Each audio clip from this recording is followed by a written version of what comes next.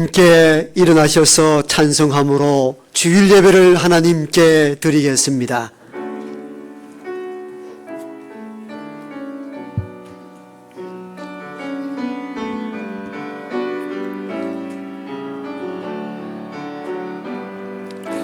주님의 성령 지금 이곳에 임하소서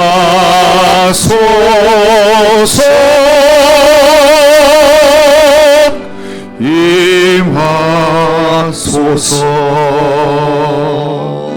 주님의 성령 지금 이곳에 임하소서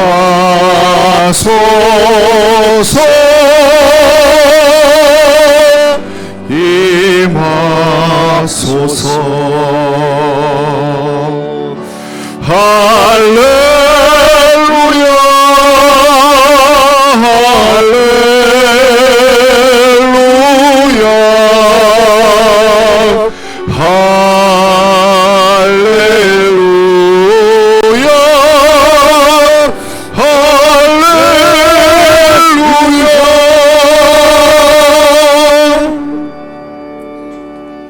여호와여, 사람이 무엇이기에 주께서 그를 알아주시며 인생이 무엇이기에 그를 생각하시나이까?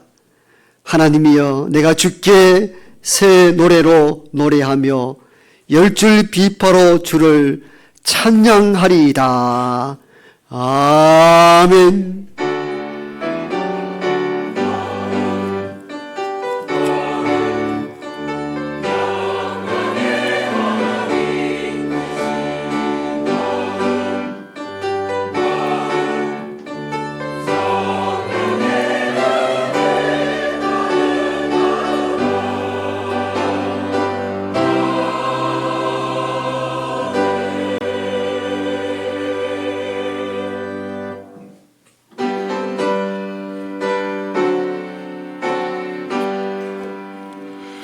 찬양 성부 성자 성령 성삼위일체께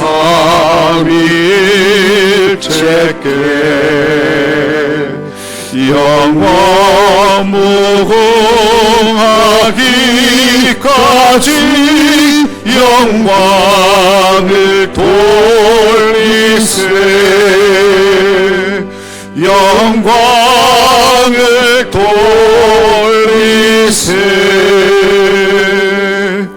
아멘.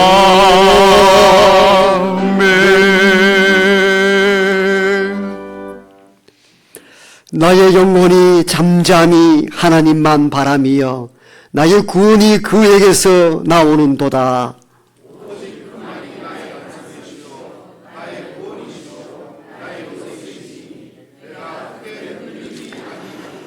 넘어지는 담과 흔들리는 울타리같이 사람을 죽이려고 너희가 일제히 공격하기를 언제까지 하려느냐?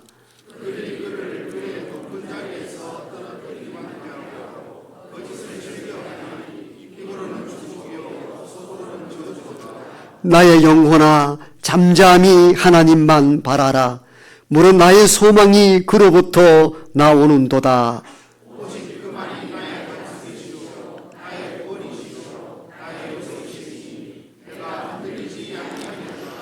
나의 구원과 영광이 하나님께 있으며 내 힘의 반석과 피난처도 하나님께 있도다.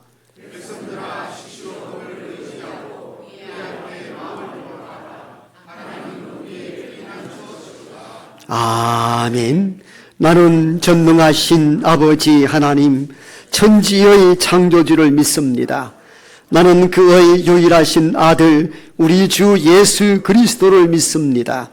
그는 성령으로 잉태되어 동정녀 마리아에게서 나시고 본디오 빌라도에게 고난을 받아 십자가에 못 박혀 죽으시고 장사된 지 사흘 만에 죽은 자 가운데에서 다시 살아나셨으며 하늘에 오르시어 전능하신 아버지 하나님 우편에 앉아 계시다가 거기로부터 살아있는 자와 죽은 자를 심판하러 오십니다.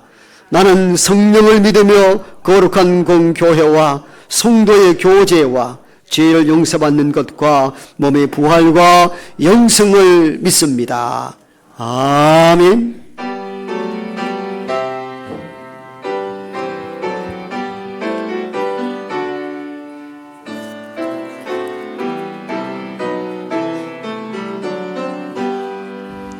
나 찬양하여라 전능왕 창조의 주께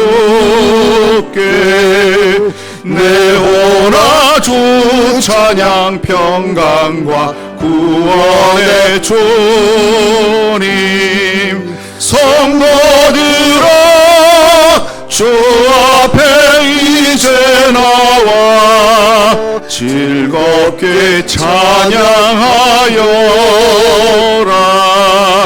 다 찬양하여라 놀라운 만유의 주께 포근한 날개 민들 품어 주시는 주님 성도들아 주님의 뜻 아래서 내 소원 다 이루리라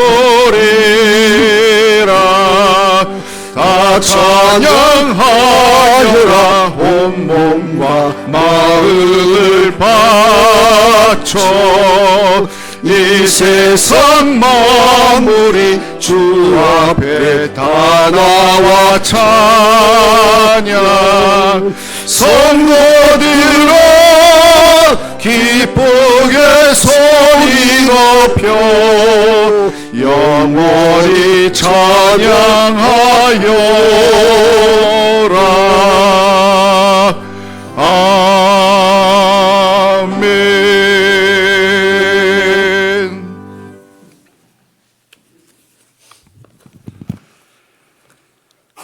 우리들의 목자 되시며 피난처가 되시는 아버지 하나님, 초록의 움틈이 온 땅에 가득한 이 계절에 주님의 부르심에 힘입어 찬양과 기쁨으로 예배드리게 하시니 참으로 감사를 드립니다. 온갖 꽃들이 피어나 사람들에게 희망의 손길을 보내듯이 우리들의 심령에도 복음의 꽃과 주님의 사랑이 다시 피어나게 하셔서 나약한 믿음을 가진 성도들이 강하고 담대한 믿음을 가진 성도로 새롭게 거듭나는 귀한 시간 되게 인도하여 주시옵소서. 아버지 하나님, 지금 힘들고 어려운 이 백성들을 위하여 하루속히 우리 곁에 선한 목자로 오시기를 소원합니다. 그로 말미암아 갈급한 우리들의 심령들을 주님의 따뜻한 품으로 인도하게 하시고 주님께서 주셨던 십자가의 첫 신앙과 첫 사랑을 회복하게 하사 우리를 구원하신 주님의 사랑을 날마다 누리며 살아가는 성도님들 다 되게 인도하여 주시옵소서. 아버지 하나님, 오늘은 사순절 5번째 주일을 맞습니다. 십자가의 고통을 향해 한 걸음 한 걸음 나아가셨던 주님의 고난의 발자취를 저희들도 조용히 따라가려 합니다. 주님은 아버지의 뜻에 온전히 순종하기 위하여 자신의 뜻을 다 내려놓으시고 멸시와 조롱에도 묵묵히 십자가의 길을 걸어가셨던 주님이십니다. 저희들에게도 그 주님의 순종의 삶을 배울 수 있도록 도와주시옵소서. 때로는 주님의 일을 하면서도 남들보다 오히려 주님보다도 더 높아지려 했던 교만한 생각들, 내 생각과 계획이 받아들여지지 아니하면 시기하고 질투하며 심지어 하나님의 선한 계획들도 무너뜨리려 하는 악한 생각들, 주님의 영광보다 세상 속에서 인정받고 칭찬받기를 갈망하며 살아왔던 부질없는 생각들, 주여 이 시간 이 모든 것들을 주님 앞에 다 내려놓으려 하오니 불쌍히 여겨주시고 용서하여 주시옵소서. 완악한 마음들을 다 녹여주시고 주님처럼 겸손한 마음을 갖고 살도록 도와주시옵소서. 예수님의 온전한 순종을 통하여 그 위대한 십자가 구원이 완성되었듯이 저희들의 삶 속에도 주님의 말씀과 뜻에 순종하므로 어려움과 고난 속에서도 불평하거나 좌절하지 않게 하시고 오직 주 예수님 한 분만을 신뢰하며 그분만을 위해 참고 기다리며 인내하는 강한 믿음을 허락하시길 간절히 소원합니다. 이 나라 대한민국을 지극히 사랑하시는 아버지 하나님, 위기와 절망 속에 있는 이 나라를 주님 두 손에 올려드립니다. 산불로 인해 수많은 사람들이 좌절과 절망 속에 있습니다. 이 세상 살아가는 동안에 서럽고 한이 많고 안타깝고 아픔이 있을 때마다 그들의 눈물을 닦아주셨던 하나님, 지금 이들의 서럽고 억울한 심령들을 보듬어 주시고 위로하여 주셔서 눈물을 닦아주시기를 간절히 소원합니다. 속히 건강을 되찾아 일상적인 생활로 되돌아올 수 있도록 힘과 용기를 주시고 기도와 물질로 돕게 하셔서 아무 불편함 없이 생활할 수 있도록 인도하여 주시옵소서. 아버지 하나님, 이 나라 대한민국의 운명을 위해 기도합니다. 이제는 진보와 보수, 좌파와 우파의 싸움이 아니라 건강한 자유 대한민국을 유지하려는 세력과 반국가 세력으로서 이 나라를 붕괴시키는 세력들과의 싸움이 끊이지 않고 이어져 가고 있습니다. 오히려 점점 더 격한 총돌로 확산되고 있습니다.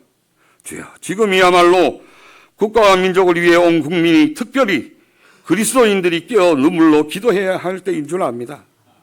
그리고 더 나아가 반국가 세력들에게 그리스도인들이 큰 소리로 자유 대한민국을 외치며 일어서야 할 때입니다. 악한 세력들로부터 무려 40여 년 전부터 서서히 이 나라가 붕괴되고 잠식되어 가고 있습니다. 이들의 세상이 오면 종교가 어디 있고 신앙이 어디 있겠습니까? 이 나라를 붕괴시키려 하는 악한 세력들은 무신론자들이며 자유민주주의의 대한민국을 유지하려는 자들은 하나님의 말씀 위에서 세워진 이념입니다. 교회는 그저 참고 기도만 해야 된다고 생각해서는 안 됩니다. 물론 기도하는 것도 너무나 소중하고 중요한 일이지만 악한 세력들이 진정한 자유 대한민국을 집어삼키려 하는데 어떻게 넉넉고 보고만 있어야 되겠습니까? 우리들의 다음 세대인 자녀들과 손자, 손녀들이 공산주의 사회에서 공산당 일부만 잘 살고 나머지 국민들을 그들의 도구로 전락시켜 북한 주민들처럼 자유도 없고 서로 감시하는 그런 불행한 세상에서 살게 할 수는 없습니다. 어른과 부모님, 교사들은 다음 세대 후손들에게 엄하게 가르쳐야 합니다.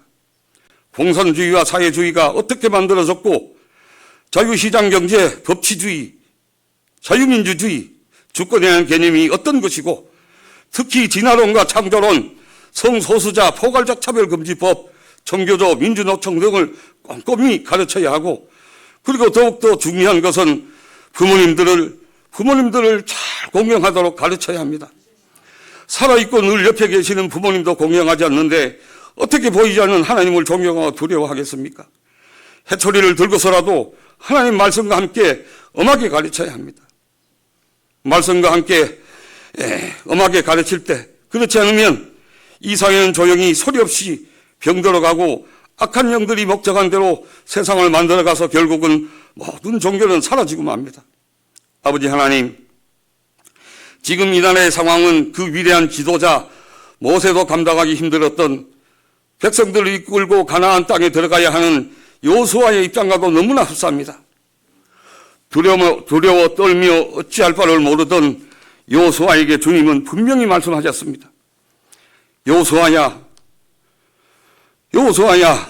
모세와 함께 있었던 것 같이 내 주 여호와 하나님이 너와 함께 하리라. 그러므로 두려워 말라. 놀라지 말라. 마음을 강하게 하고 담대히 하라. 내가 너와 함께 하리라 하신 이 말씀을 굳게 믿고 전적으로 주님께 순종해야 할 때인 줄 압니다. 그렇게 했을 때 요단강이 갈라지고 여리고성이 무너지며 승리할 수 있었던 것처럼 이 세상 천하 어디에도 의지할 데 하나 없는 저희들에게 유일하게 붙들 수 있고 기댈 수 있고 의지할 수 있는 것은 오직 주님 한 분, 그 주님이 함께 하시기 때문인 줄 압니다.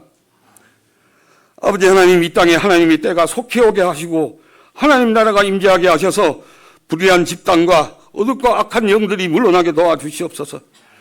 진정으로 온 국민이 하나님 말씀에 순종하며 하나님 영광을 위해 살아가는 진정한 선교의 나라, 복음의 나라 되게 인도하여 주시옵소서. 세상에는 수많은 교회들이 있지만 특별히 수성교회를 너무나 사랑하시는 하나님 아버지, 신앙의 선조들이 핏값으로 세워진 이 교회가 지금까지 구원의 방주로서 사명을 잘 감당하게 하시고 여기까지 있게 하신 은혜에 참으로 감사를 드립니다. 물질만능주의로 모든 사람들이 세상에서 만족을 얻고 쾌락을 얻으며 교회를 점점 멀리하고 있습니다. 특히 저출산율, 사회적 어려움, 가치관의 혼란으로 점점 젊은 세대들이 교회를 오지 않습니다. 비록 세상은 아무리 성도들을 유혹하고 우상 숭배자들로 넘쳐나고 있더라도 기름을 준비한 슬기로운 신부처럼 우리들은 늘 깨어 기도할 수 있도록 인도하여 주시옵소서. 그러나 이러한 어려운 세대에도 세상을 본받지 않고 부흥하는 교회들은 많이 있습니다. 그들은 말씀의 근거에 실천하며 복음을 전하는 교회들입니다. 주일날 교회 마당만 밟고 돌아가는 것으로 신앙생활을 다했다고 생각하며 교회의 모든 교역자들과 항존재 직분자들 여러 성도님들도 주일 하루 예배 1시간만 잘 드리면 사명을 다 감당했다고 생각하고 있지는 않는지요.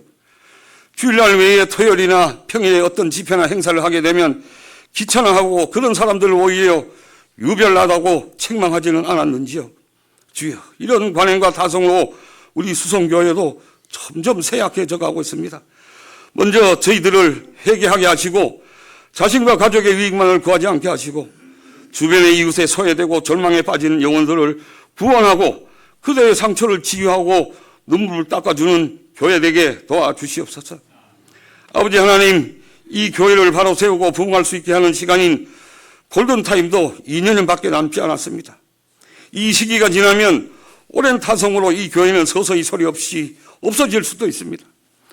유치부, 아동부, 청소년부, 청년부 모든 교회들을 다 합쳐도 예배드리는 학생은 아주 적은 수에 불과합니다. 아버지 하나님, 이 수성교회를 도와주시옵소서. 나태하고 게을렀던 이 교회를 다시 부흥케 하시고 이를 사명으로 알고 책임을 다하려는 충성된 일꾼들이 많이 나타날 수 있게 도와주시옵소서. 분명히 사랑하는 수성교회에도 눈물로 기도하며 헌신하는 주의 충성된 종들도 많이 있습니다. 이분들로 인해 그나마 교회가 유지되고 여기에 우뚝 서 있는 줄 압니다. 주여, 이들의 기도 소리를 들어주시고 절대 주님이 일하다가 낭망치 않게 하시고 하늘에 한없는 축복과 위로를 더하여 주시기를 간절히 소원합니다. 오늘도 거룩한 예배를 위해 헌신하신 많은 성도님들께도 함께하여 주시기를 간절히 소원합니다. 이제 목사님의 말씀을 드리려 합니다. 영육간에 강건하게 붙들어 주셔서 늘 새롭고 신선한 말씀을 들려주게 하시고 이 말씀을 통하여 한 주간의 삶 속에서 지치고 어려움을 당할 때에 힘과 용기가 되게 하셔서 늘 기쁨으로 승리하며 살아가게 도와주시옵소서. 온 마음을 다해 정성 들여 드리는 시온 성가대의 찬양을 받으시오며 우리가 생각하고 구하는 것보다 더 선하고 귀하게 이루어주시는 주 예수님 이름 받들어 감사하며 간절히 기도드립니다. 아멘.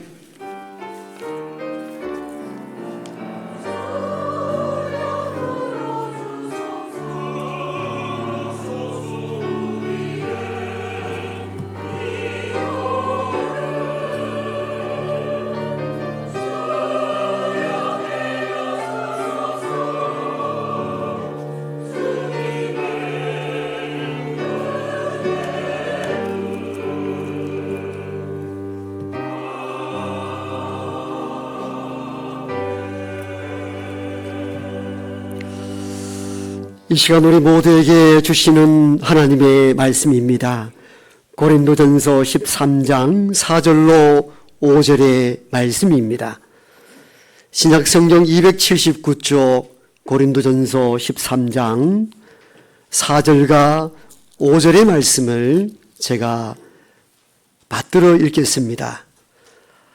사랑은 오래 참고 사랑은 온유하며 시기하지 아니하며 사랑은 자랑하지 아니하며 교만하지 아니하며 무례히 행하지 아니하며 자기의 유익을 구하지 아니하며 성내지 아니하며 악한 것을 생각하지 아니하며.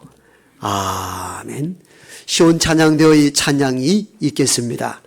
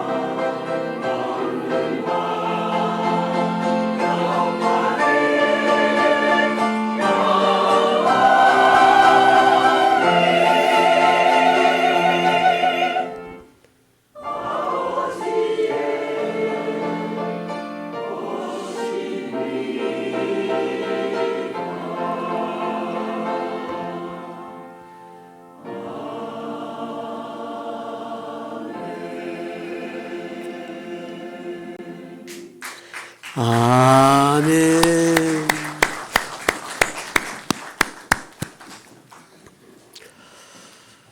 크고 작은 어려움과 환난 가운데에서도 우리를 지키시고 은혜 가운데 인도하시는 하나님의 손길이 있었기에 오늘 우리가 여기 있음을 고백합니다. 이전에 하나님을 알지 못할 때 나는 내 힘과 내 의지와 내 수고와 노력과 땀방울로 먹고 산 줄 알았으나 우리보다 더 근본적으로 모든 것을 준비해 주신 하나님의 손길이 있었기에 우리가 먹을거리를 먹고 살며 오늘 생존한 줄 알고 감사합니다. 이 마음을 담아 찬송하고 기도하며 예배하오니 하나님께서 우리의 예배 가운데 함께하여 주옵소서. 세상 이런 조는 소리 아닌 하나님의 음성을 이 시간 듣길 원하오니 성령 하나님 우리에게 말씀하여 주옵소서. 우리가 듣겠습니다. 겸한 마음과 겸한 심령으로 하나님 말씀을 주목하오니 하나님 여기 우리와 함께하여 주옵소서. 예수님 이름으로 기도하옵나이다. 아멘. 주님의 은혜와 평강이 여러분에게 임하기를 축복합니다. 18세기의 생리학자이며 외과 의사였던 존 헌터는 분노가 심장에 상당한 영향을 끼친다는 사실을 알았습니다. 그래서 이것을 학회에 연구 발표하게 되었는데 많은 사람들이 모여서 흥미롭게 이 발제를 듣게 되었습니다. 그런데 그 의사 가운데 한 분이 신랄하게 공격하기 시작합니다. 무슨 근거로 화와 성과 분노가 심장병에 영향을 끼친다 말인가.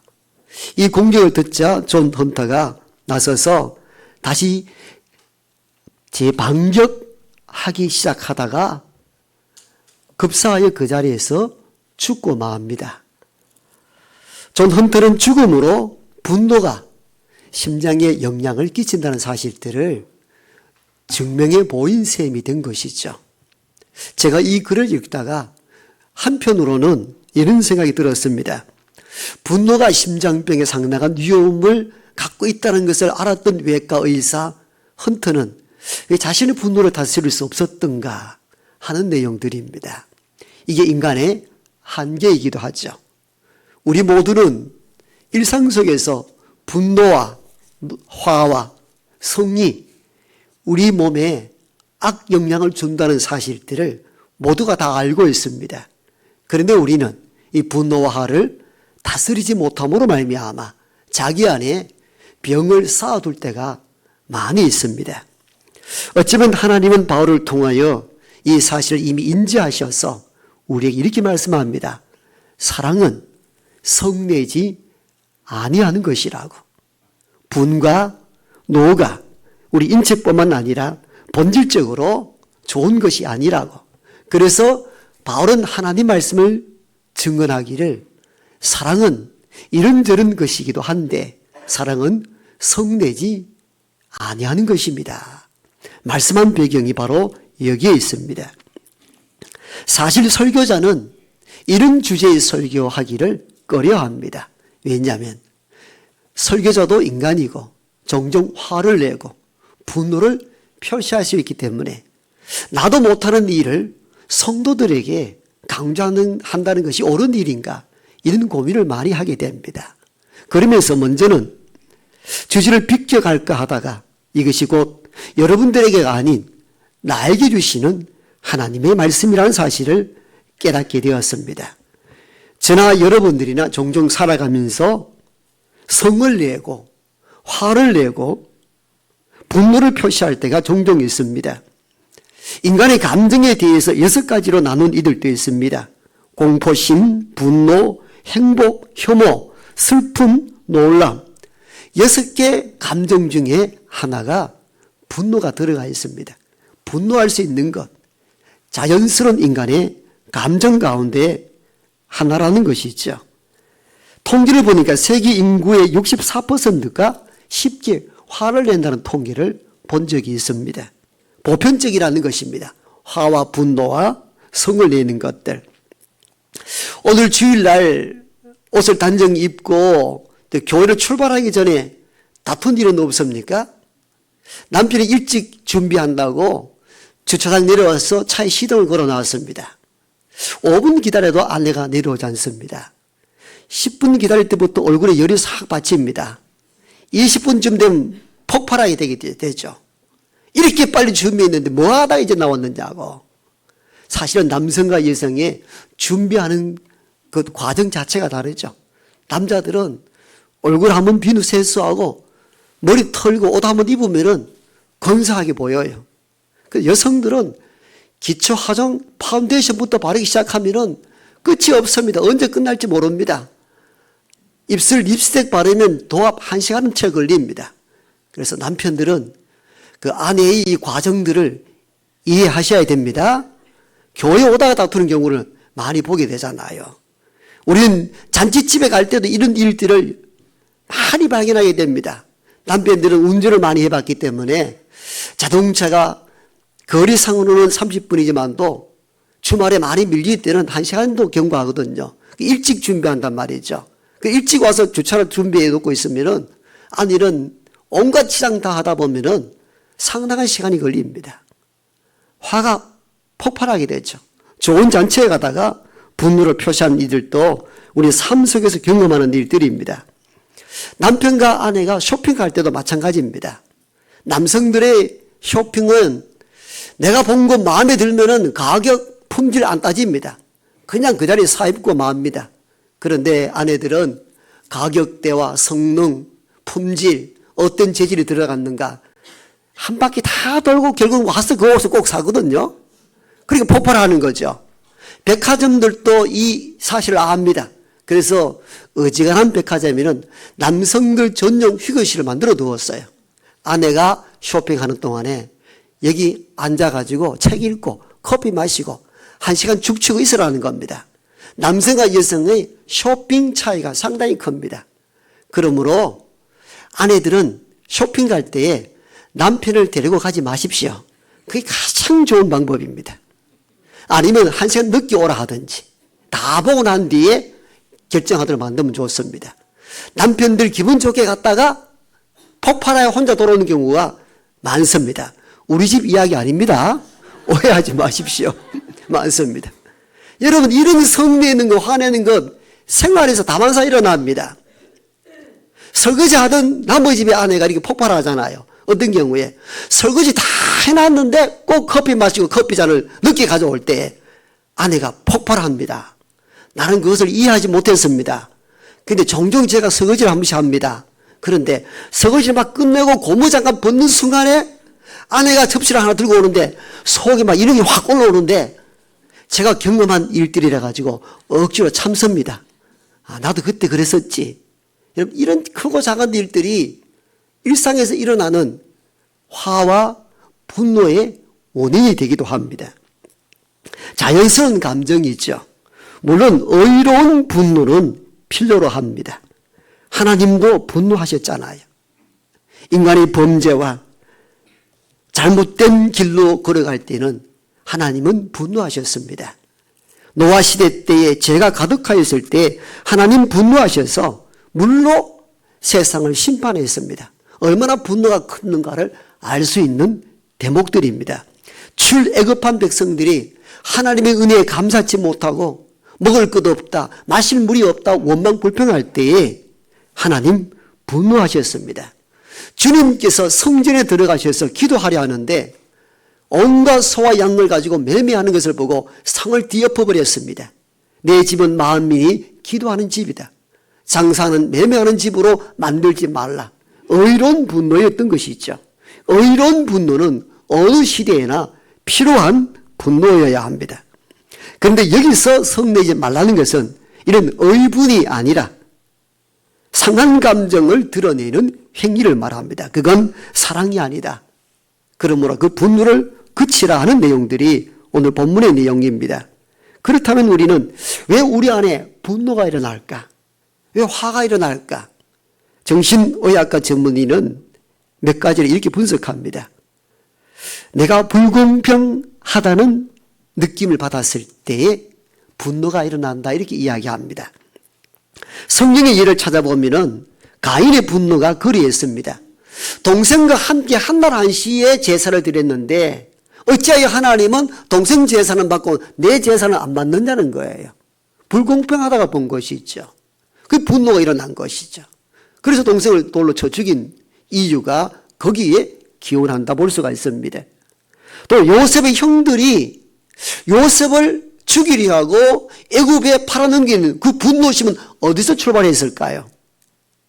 아버지가 동생 요셉만 편애한다 봤기 때문입니다. 동생 요셉에게만은 채색 옷을 해 입히고 험한 일을 시키지 않고 항상 아버지 품에 감싸고 돕니다. 이것을 본 이복 형제들이 분노가 일어났습니다. 죽이려고 했던 것이죠. 바로 이러한 불공평한 처사가 내게 일어났다 할 때 화가 날 수밖에 없죠. 두 번째는 내 영역이 침해당했다 할 때에 화가 일어나기도 합니다. 이는 사울 왕에서 찾아볼 수가 있는데요.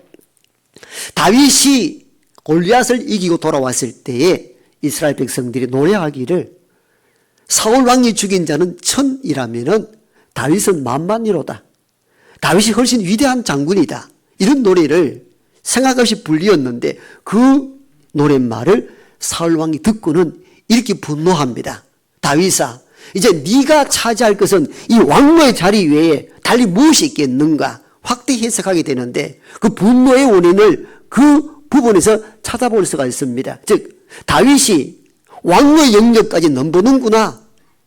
영역에 대한 침해가 올 때에 반응적으로 일어나는 것이 분노였던 것입니다. 우리는 이런 예들을 짐승의 영역에서 볼 수가 있죠. 같은 종이라도 자기 영역에 오면은 끝까지 항전하여 싸우는 동물의 세계를 바라보면서 우리 안에도 왜 분노가 일어나는가? 내 영역, 내 자리가 침해당했다 할 때에 나타나는 심리적 현상이 분노인 것입니다. 세 번째로 분노의 원인은 내 인격이 무시당했다 할 때 사람들이 내가 말해도 듣지 아니하고 얼굴을 피하고 말에 대해 응답지 아니할 때에 분노가 일어나기도 합니다. 그 외에도 여러 가지 원인이 있을 수가 있겠죠. 그렇다면 이 분노의 결과는 무엇인가? 첫 번째 분노의 결과는요, 관계의 단절이 일어납니다. 분노가 폭발했을 때 사람과 사람과의 관계의 단절, 나와 하나님과의 관계의 단절이 일어납니다. 가인이 불공평하다는 그 의도로 분노를 표시하여서 동생을 죽입니다. 죽였다는 그 의미는 관계의 단절을 말합니다. 완전한 단절을 말하는 것이죠. 그리고 그런 범죄한 가인에게 하나님 묻습니다. 동생 아벨이 어디 있느냐 했을 때에 내가 동생을 지키는 자입니까? 라면서 하나님과 대화 자체를 거부하는 모습들을 보게 됩니다. 이로 보면은 분노는 사람과의 관계의 단절, 이어서 하나님과의 관계의 단절이 일어난다는 것을 알 수가 있습니다. 그리고 분노의 두 번째 결과는 모두에게 파멸을 가져온다는 겁니다.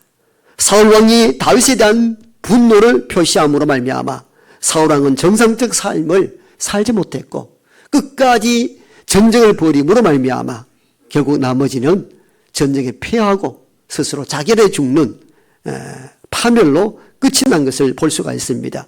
분노는 인생의 집을 불태울 수 있다는 위험성을 갖고 있습니다. 그러므로 우리 안에 있는 분노, 크고 작은 화성 분노를 다스릴 줄 알아야 됩니다. 일반적으로 우리는 이렇게 배워왔습니다. 참으라고. 우리나라 문화 속에서 일어났던 우리 어머님 세대가 했던 역할입니다. 참으라고.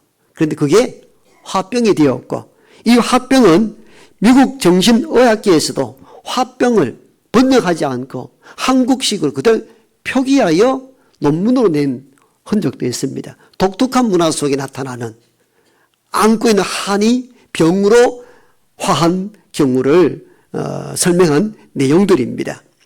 어떻든 분노는 쌓으면 쌓을수록 나중에 폭발할 위험이 있다는 것을 가르쳐 줍니다. 그러므로 분노가 우리 안에 치밀어 오를 때 잘 처리할 수 있는 것도 필요합니다. 왜냐하면 쓰레기를 모아두면 부패하고 냄새가 나듯이 분노의 쓰레기를 내 안에 쌓아두면 내 마음이 부패하고 내가 병들기 때문에 처리를 빨리 할 수 있어야 됩니다. 한 심리학자들은 분노 조절에 대하여 몇 가지 처방법을 내리는데 그 첫 번째가 운동 처방법입니다. 분노 조절을 감정을 줄이고 예방하는 데에 운동이 도움이 된다고 말합니다. 두 번째는 분노를 일으킬 만한 상황 자체를 피해가라 이렇게 권면합니다. 이 상황에 들어갔다가는 싸움이 더 번질 것 같으면 그 자리를 피하는 것이 현명한 분노 조절 방식이라 이렇게 권면합니다. 세 번째는 미리 싸울 준비를 하지 말라 권유하기도 합니다. 우리가 이럴 때 있죠. 운전대를 잡고 갈 때에 오늘 내 차 앞에 끼어드는 건 절대 용서 못하겠다. 오늘은 꼭 내 이기겠다. 이런 마음을 미리 갖고 가면은 분노를 회복하지 못하고 위험에 일어나요. 돌출될 위험이 있다는 겁니다. 그래서 미리 싸울 준비하지 말라 이렇게 권면하기도 합니다.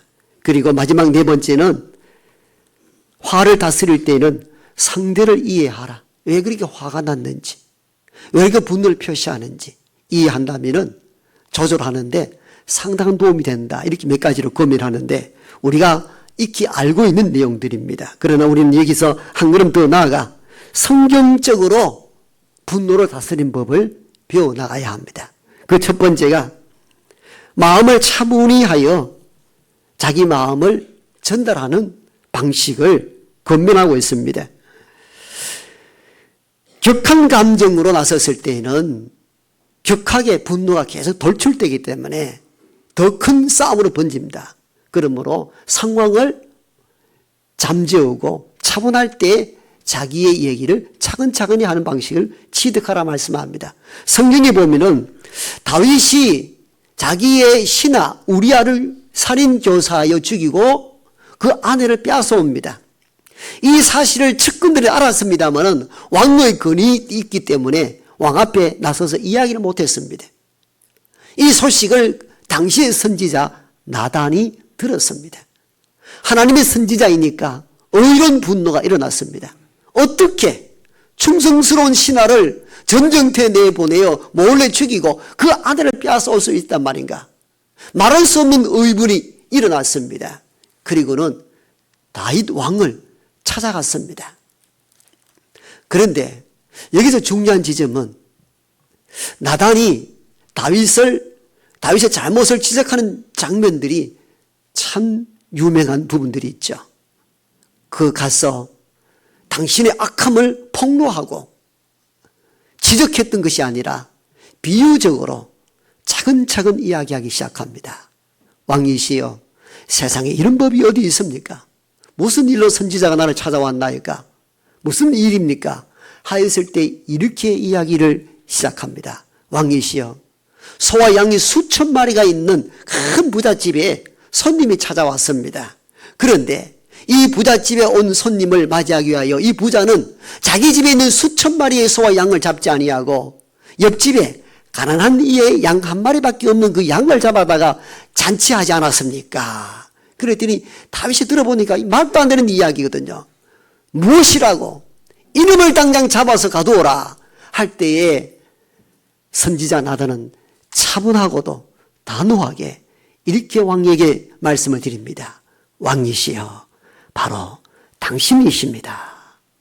여러분, 소와 양이 가득한 부잣집에 온 손님에게 자기 집에 소와 양을 잡지 아니하고 가난한 이에 한 마리밖에 없는 양을 잡은 것이 객관적으로 다윗이 들었을 때에 분노할 만한 일이었는데 나단 선지자의 지혜로운 비유의 이야기를 듣고는 그것이 자신임을 알고는 통곡하고 회개하고 울기 시작합니다.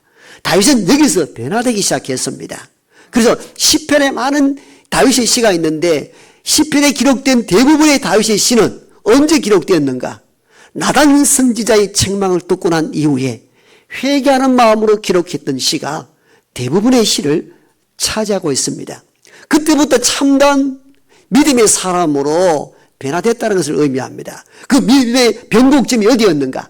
나단 선지자의 말씀을 듣고 난 이후였습니다. 만약에 우리가 이 드라마라면 앞으로 되돌려서 이런 드라마를 만들 수가 있겠죠. 얼굴에 찬 나단이 강력하게 이 왕이여, 이 못된 놈아, 어찌하여 백성을 죽이고 그 아내를 빼앗아 올 수 있단 말인가? 이렇게 했더라면 다윗이 분노하여 나단 목을 쳤을지도 모릅니다. 그런데 나단은 지혜로웠습니다. 차분하게 상황을 정리하고 무엇이 옳고 그른가에 대하여 차근차근 비유로 설명함으로 말미암아 다윗이 제3자적 입장에서 자신의 모습을 들여다보게 했던 것입니다. 그러므로 그를 통곡해야 하고, 여러분 물론 하나님의 성령의 역사가 있었겠습니다마는 성령의 역사는 이렇게 부흥과 화호로 표출되는 것이 아니고 차분한 가운데 말씀의 진리에 입각하여 전해졌을 때에 한 심령이 회개하고 돌아설 수 있다는 것을 다윗의 예를 통하여 우리가 깨닫게 됩니다.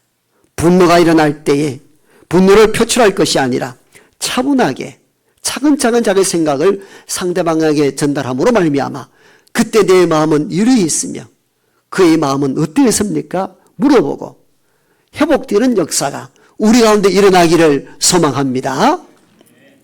두 번째, 분노를 조절하기 위해서는 분노가 일어날 때 해지기 전에 다 풀라 말씀합니다. 사람은 누구나 분노할 수 있다는 사실들을 성경도 그대로 우리에게 인정을 합니다. 왜?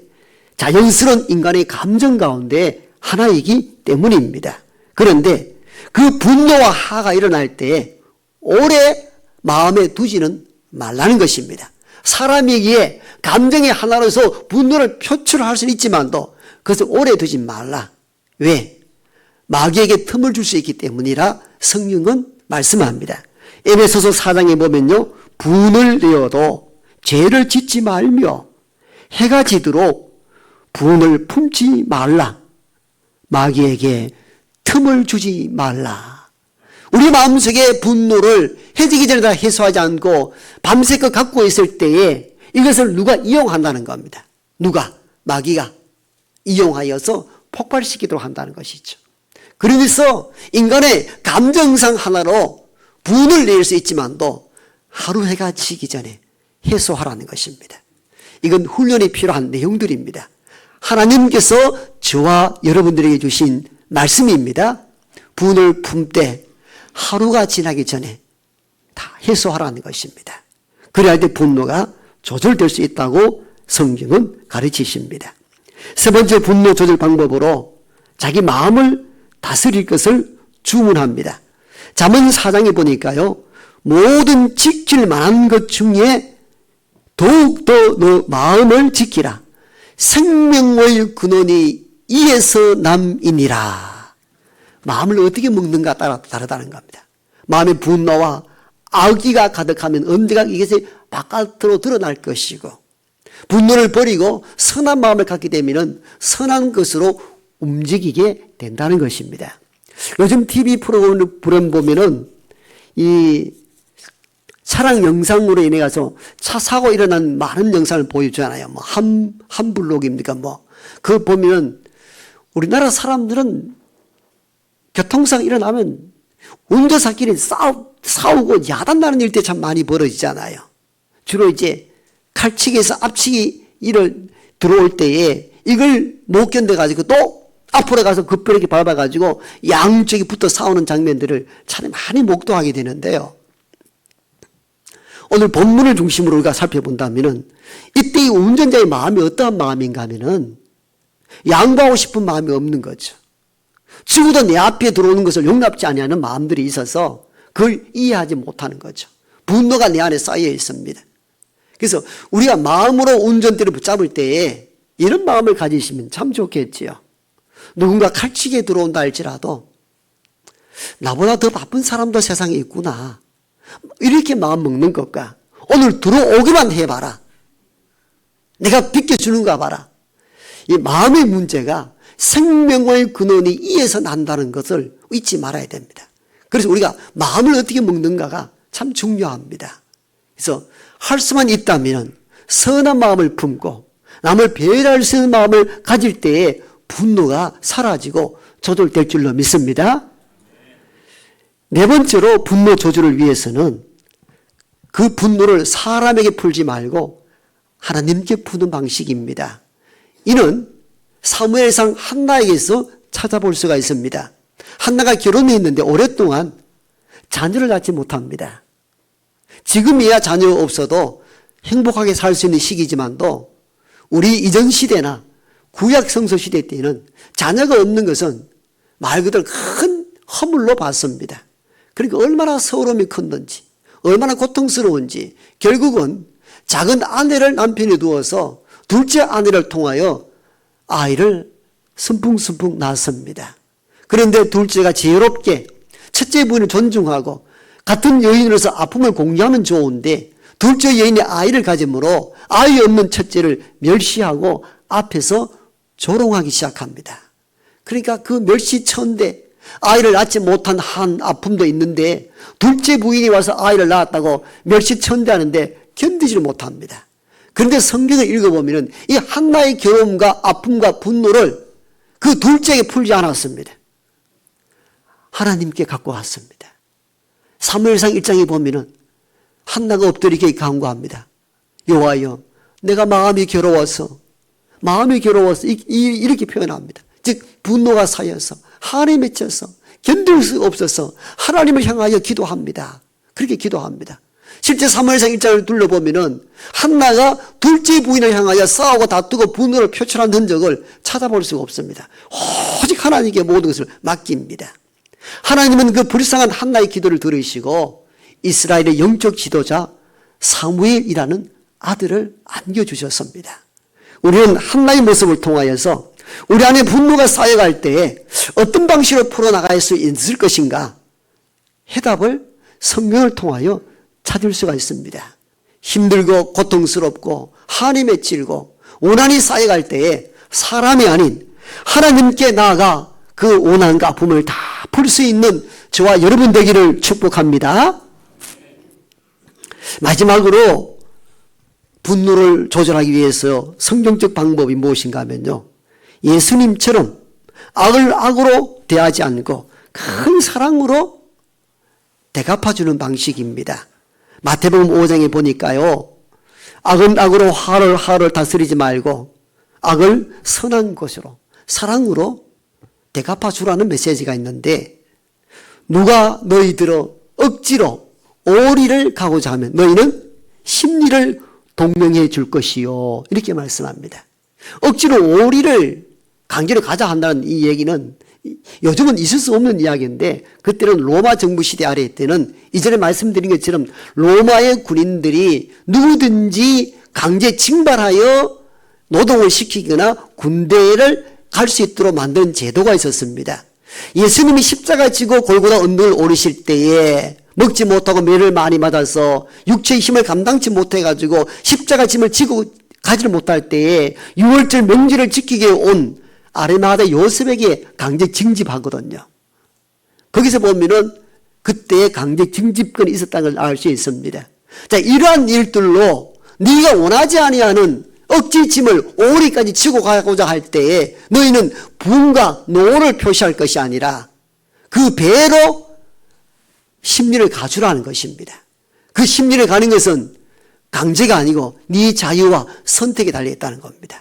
그 선한 마음으로 갚는 것이 예수를 따르는 제자들이 해야 될 몫이라, 이렇게 말씀합니다.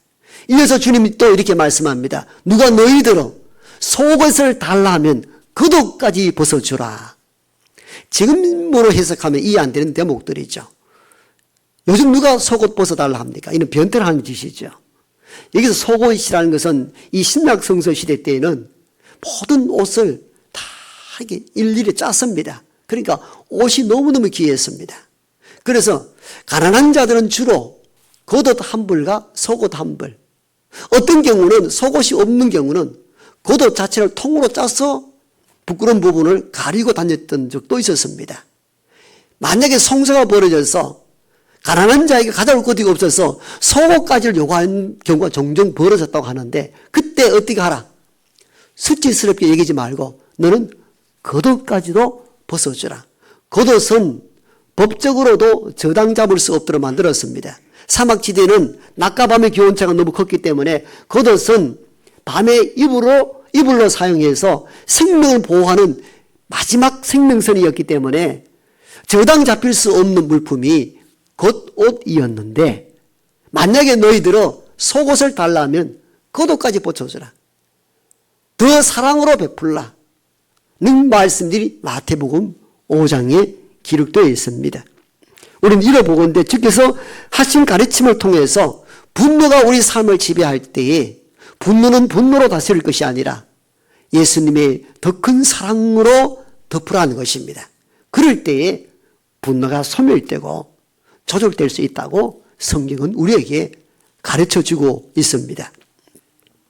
한때 남아프리카 공화국의 흑인 인권 운동가였으며 이후에 대통령이 되었던 넬슨 만델라 대통령이 흑인 인권 운동을 벌이다가 백인들의 정부에 의해서 수십 년 옥고를 치르게 됩니다. 얼마나 억울한지 모릅니다. 단지 피부색이 다르다는 그 이유 하나만으로 인간을 차별하고 그 차별된 인간의 평등을 주장하다가 옥고를 치르고 있으니까 분노가 치밀어서 견딜 수가 없습니다. 변호사가 방문할 때마다 어떻냐고 물어볼 때마다 여긴 지옥이라 말합니다. 시설과 환경도 엉망일 뿐만 아니라 내가 한 일들이 거부당했다는 그 사실 자체에 견디기 어려워합니다. 그런데 그러면 그럴수록 분과 화가 치밀어서 도저히 일상의 삶을 살아갈 수 없는 어느 날 넬슨 만델라는 마음을 고쳐먹기 시작합니다. 성경을 읽으면서 마음을 바꿉니다. 변화시킵니다. 분노를 잠재웁니다. 그런 어느 날 변호사가 왔을 때 어떻습니까? 했을 때 지금은 천국이라 고백합니다. 변호사가 놀라서 묻습니다. 교정시설에 변화가 있습니까? 시설이 좋아진 겁니까? 그렇지 않소. 똑같습니다. 그 무엇 때문에 이렇게 천국이라 말하는 것이요? 내 마음이 바뀌었다고. 백인에 대한 원망, 불평, 내가 사라졌다고. 이렇게 해서 근 30년 가까이 27년간 기록되어 있죠. 옥살이하고 난 뒤에 대통령 선거에서 넬슨 만델라가 대통령에 당선되었습니다. 세계인들과 아프리카, 남아프리카 공화국 많은 백성들도 이제 백인들이 이제 위험에 처했다고 할 때에 넬슨 만델라는 이제껏 흑인 차별로 고통을 당했는데 백인 차별 없이 모두가 평등한 세상을 만들었고 그 분노가 사라지게 했던 인물이 넬슨 만델라였습니다. 그는 참으로 말씀 가운데 섰고 분노를 사랑으로 덮음으로 말미암아 남아프리카 공화국을 지금의 민주국가로 만들어냈던 것이죠. 분과 성과 화는 일상에서 일어나는 아주 흔한 일들입니다.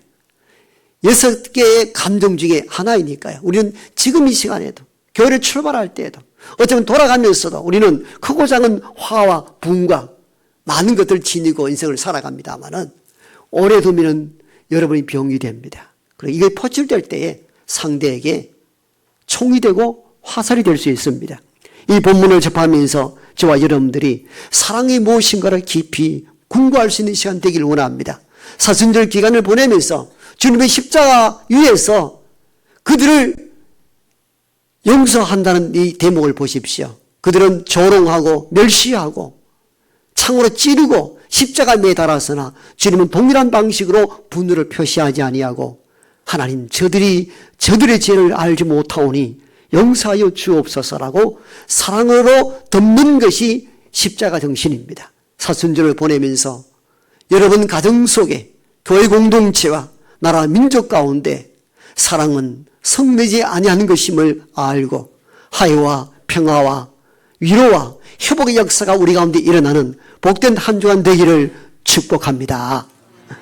아버지 하나님, 세상은 어지럽고 분노를 표시할 수밖에 없는 위기 속에 우리가 살아갑니다. 그런 우리를 향하여 하나님은 바울을 통하여 사랑은 성내지 아니하는 것이라 말씀합니다. 사랑은 아름다운 어떤 메시지를 전하거나 어떤 퍼포먼스로 행사를 하는 것이 아니라 성내지 아니하는 것만 해도 큰 사랑인 줄 압니다. 일상에서 흔히 일어나는 분노와 화를 조절하게 하시어 하나님은 말씀대로 살기에 부족함이 없도록 은혜를 더해 주시고 모든 단절된 관계들이 회복되고 가정에도 사랑이 차고 넘치는 복된 가정 될 수 있도록 도와주옵소서. 예수님 이름으로 축복하며 기도하옵나이다. 아멘.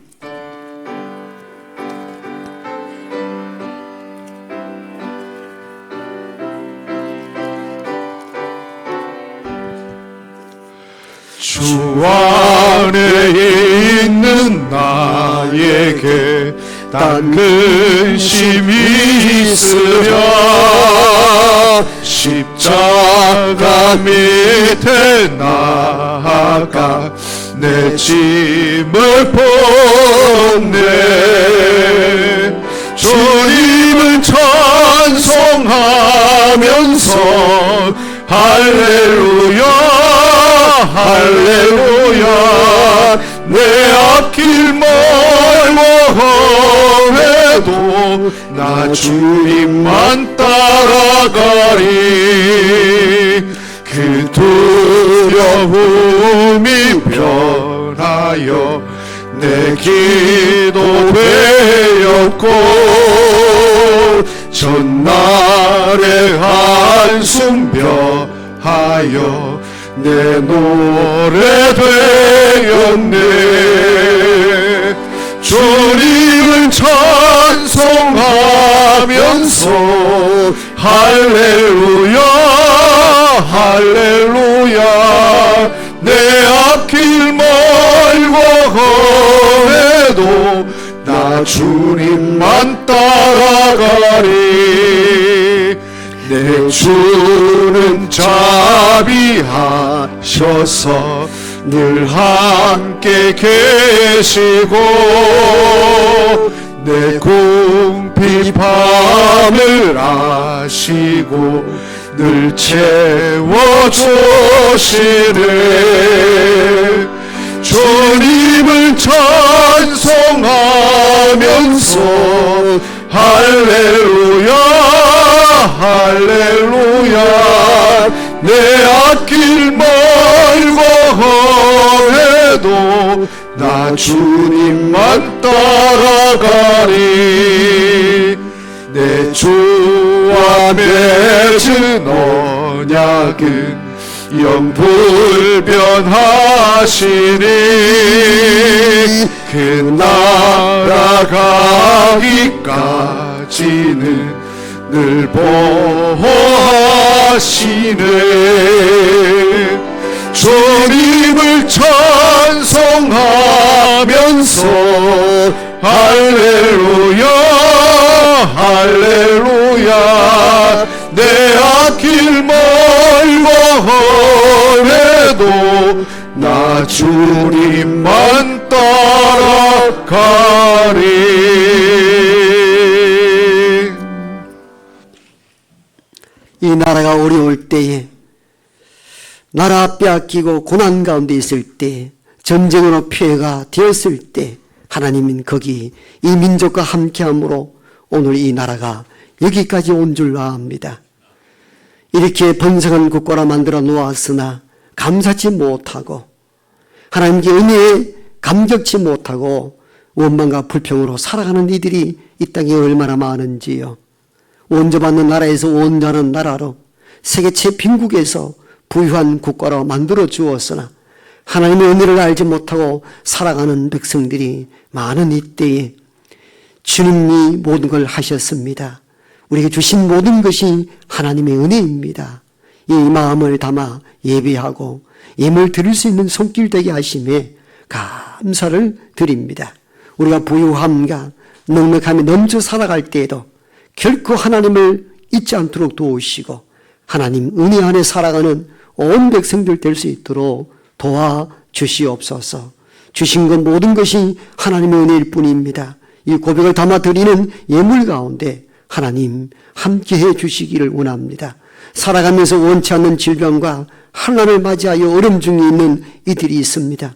성전을 그리워하나 나오지 못하고 좁은 영상으로 예배하며 소망하는 이를 띠싸우니 하나님 붙잡아 주시고 어디 있든지 내가 너와 함께 한다는 하나님의 음성을 듣고 그 자리에 야곱처럼 단을 쌓아 예배할 수 있는 하나님의 백성 될 수 있도록 도와주옵소서. 가끔은 우리의 자녀들을 위하여 애통해하며 눈물 짓고 기도하는 부모들이 많습니다.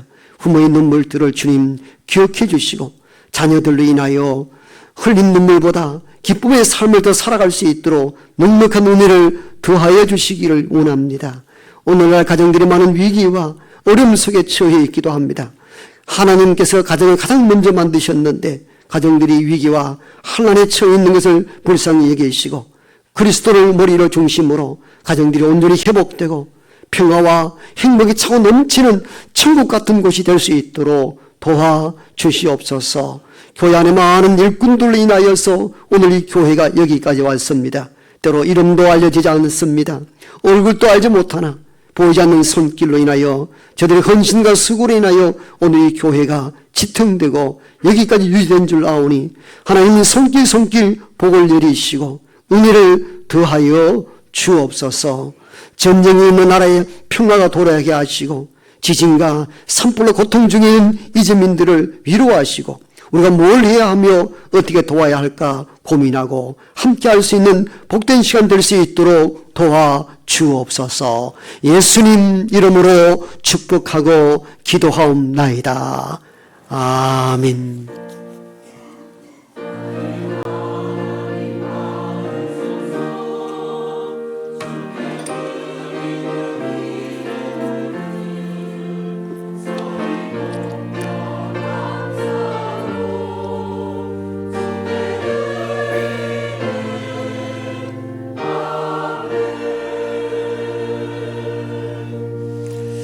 네, 앞뒤 작업은 따뜻한 마음을 담아 인사하십시다. 사랑하고 축복합니다. 네.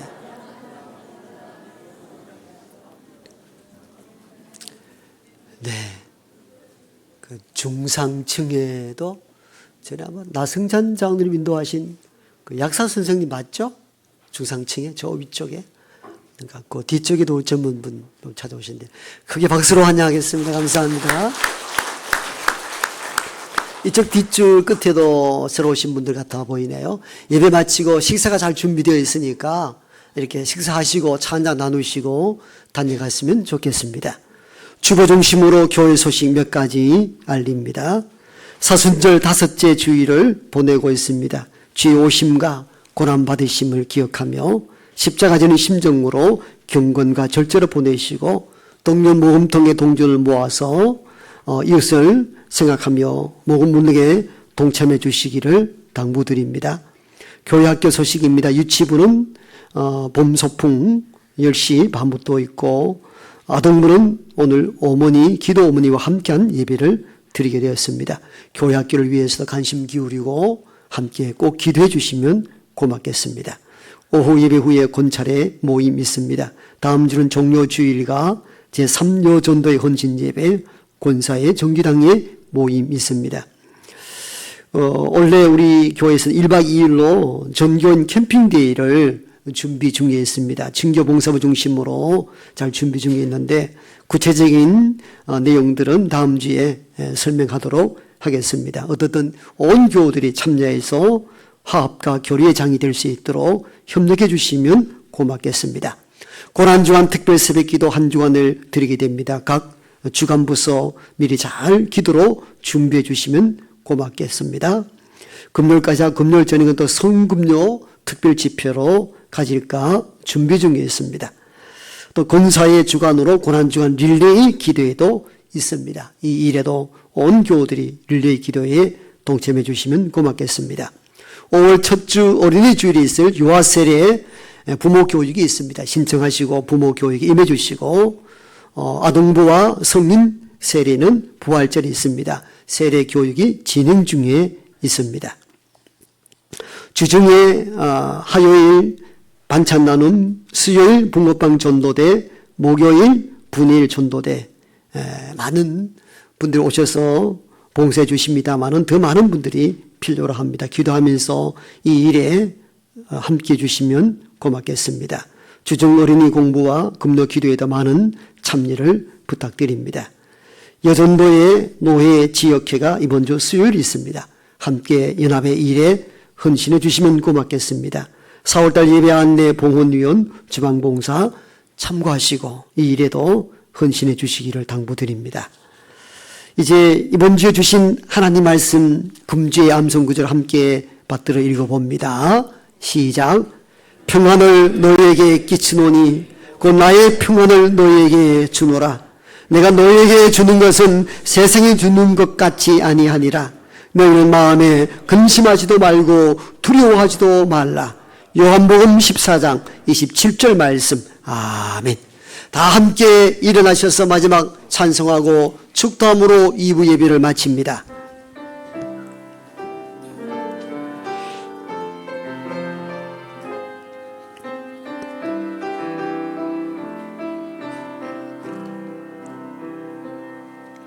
겸손히 올리는 나의 기도 간구보다 감사를 드립니다. 응답하심도 거절하심도 기다리라 하심도 그저 감사. 간절히 올리는 나의 기도 간구보다 감사를 드립니다. 기쁜 날에도 고통 중에도 주가 일하심을 믿으며 감사.